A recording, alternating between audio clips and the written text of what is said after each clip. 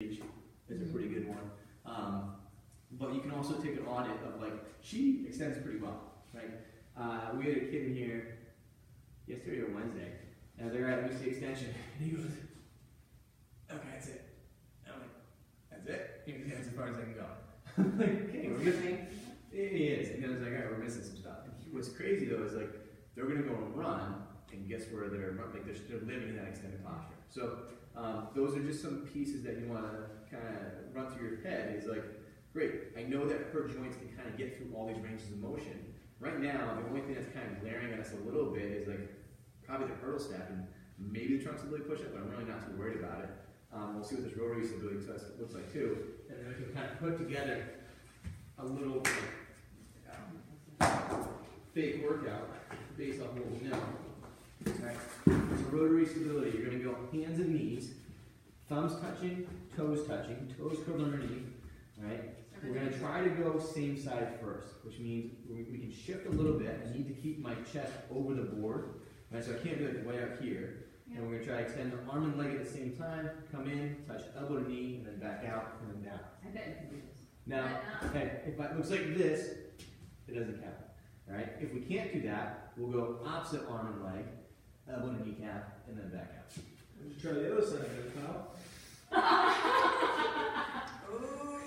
Are you saying I'm not symmetrical? Challenge accepted. Alright, so same side. Oh, jeez. She's like, I don't know how to do that. I'm trying. Like a deer in headlights, so it's stuck. No way. I put that in my classes now just to piss people off. Alright, so extend that arm and leg out. Right, the opposite. Do the opposites. Yeah. And now come in and touch elbow to kneecap. Yep, and then go back out. Good. Alright. So we know we should get 2 on that side, right? I don't know how to do one. Yeah, and then try One this. side. So elbow, there you go, and then back out. Perfect. Alright. So we know she got 2s. Okay? You gonna try the left side? Same side? So left Sure. side. Yeah. I can't. So then from this position, the clearing test is flexion. You're just gonna sit back on your heels and then down. Right? Any pain there? No. Good. Perfect. So is that a mental block? Yeah, it's again, remember we were talking about what's the hardest test? Like that one's definitely the hardest test. Yeah. A lot of people say that hurdle step is, which I can kind of see where they think that, but This is more like I've never I don't seen. even know how to get my. You know who I've only really ever seen get like 3s is like kids, because kids haven't been screwed up enough to do it. Try to oh.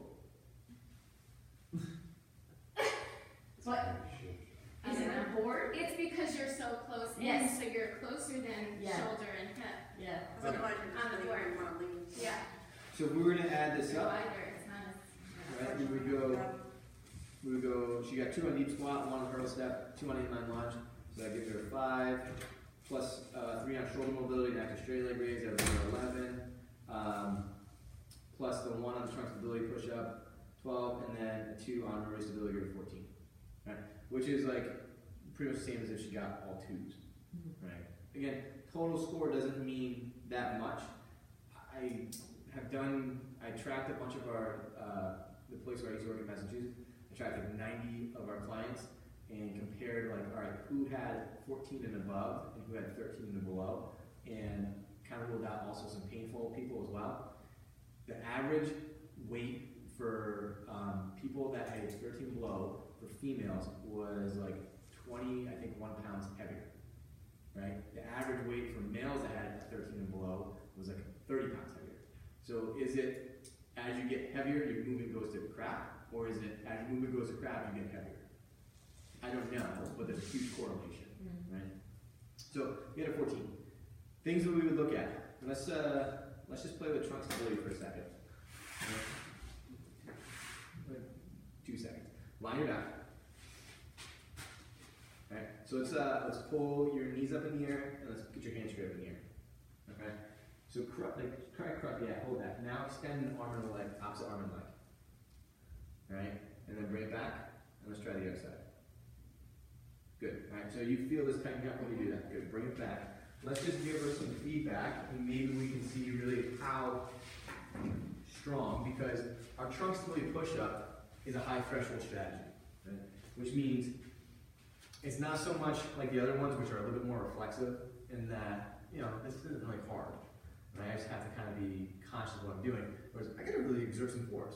Right? So flip over on your back, that's gonna go underneath your mid-low back. Yeah, perfect. Right, so same thing, hands up. No, I got this. Hands up, feet up. Good. Don't let me pull this out. Alright, so bend your knees. Yeah. Good, now extend your arm and leg. Good, come on back. Try the other side. Good, come on back. Alright, so is it harder with that band? Like, you notice how it's slipping? Try it again. I don't know. Yeah, so get back there, try it again. I was more aware of it. Yeah, so scooch back a little further. Good. So don't let that band move. Okay, I don't want you to try to crush it into the floor. So knees are bent. Yep. So bend your knee. There you go. Good. Good. And then come back. Try the other side. So you see how this? So this is the thing is like, can she actually put her pelvis and ribcage in a position to get this to fire up and hold in place? We got a little more struggle than we thought. Right? And that's where, if I'm going to go to produce force or move these limbs, and I have trouble holding these two, they'll call it the canister, the pelvis and the ribcage hold this canister in place, I'm probably going to get some disassociation of that, like my arm's going to go overhead, and my ribcage is going to get dragged a little bit. Right? So even though you got really good mobility, we sometimes are losing some of the ability to kind of keep this stiff and then go up. Where that would show up maybe like an athlete is, I don't know, are you like really powerful? Like, can you jump through the roof? No. Right? Do you ever really lift like heavy stuff? No. So that's the thing is like if I can't transfer. So let's say we put a weight in her hand and she went to do a push press and do that. She's probably going to lose a ton of force that she's pushing through the floor as she comes up and extends and gets there. So she may like, you know, destroy her low back before she ever uses an appreciable amount of weight. Or every time she does do that, it's like this jarring effect. So that's where we maybe like, all right, yeah, trunks of the leg can be a little bit back. But even on ones, normally somebody would be like, all right, well, should they deadlift or really do stuff? It's like, it's a hard threshold, like a high threshold strategy. You can probably still get people to deadlift correctly, even though they can't necessarily hold this like perfectly. But could it be the like pelvic tilt? So that's part of the problem? Or no? When you say that, what do you mean by that? So I see a chiropractor and I have this chronic like Anterior tilt. Yeah. That's 100% correct. Okay. But what holds the pelvis in place? Yeah, no, I know. So when you're saying like, all right, But so position dictates everything. So if a pelvis is dumped forward because the muscles in the back are used to just tighter than, or I can't even say that. Let's say the way you breathe potentially puts you into that position more often. yeah. You're right. It's going to be really hard to do that trunks of the leg push-up because this is always opened up, and you can't get these. I'm just wondering if it's like habit now. Because I'm even finding in yoga, like, so say when you're in a pose here, I automatically just, like crank my back. Good, yeah. So I'm constantly talking when you're not supposed to talk. Just so I can be neutral. Do you know what I mean? Like, Stupid yoga tells you you can't talk. So here's the thing. Are you in pain? No. Okay, so what makes you, why do you go to the chiropractor? So no, my SI joint always. So it does hurt. It does go out. Like I just went the other day, but so right hip ends up being a little higher than the left. Okay. Sometimes because of running on the road. Yep. Probably not that. No. Probably that's normal. Okay. Right? You're maybe exaggerating that position more. But if we took a screenshot of everybody, we all probably have a higher right hip. Right? Okay. It's just because that's where you probably like to hang out. But let's try all fours breathing. Let's just see what happens. So let's go all fours. Right? So you're gonna push this up to the ceiling. Right? Actually, bring your hands back. I'm gonna feel it. Okay. Push this up to the ceiling. Tuck this tailbone as tight as you can. Now shift forward a little bit. Right there. Hold that. Now take a breath in. Big exhale out. Push up higher. Tuck tighter. You feel some abs. Okay. Take a breath into your nose again. Big exhale. Push up higher. Tuck tighter. You really feel some abs. Like, are these guys kicking on at all? Yeah. Like hard? A little. Right? So take one more breath in. Big exhale. Tuck as hard as you can. Push up as hard as you can. Blow the air out as hard as you can. One more breath. Big exhale. Blow, blow, blow, blow. Force, force, force, force, force, force, force, force. Good. Relax. So what do you feel the most? Right under the ribs. So it's her diaphragm. Right? Her diaphragm is probably what's limiting some of that pumping action to get this in the right spot. Okay? So, the idea is like, she actually, like, you can feel air kind of coming through this whole Yeah. area, right? So your breathing is actually really good. It's just the way you like to get stable is to open up and hinge on that joint, and it's probably really easy to breathe there.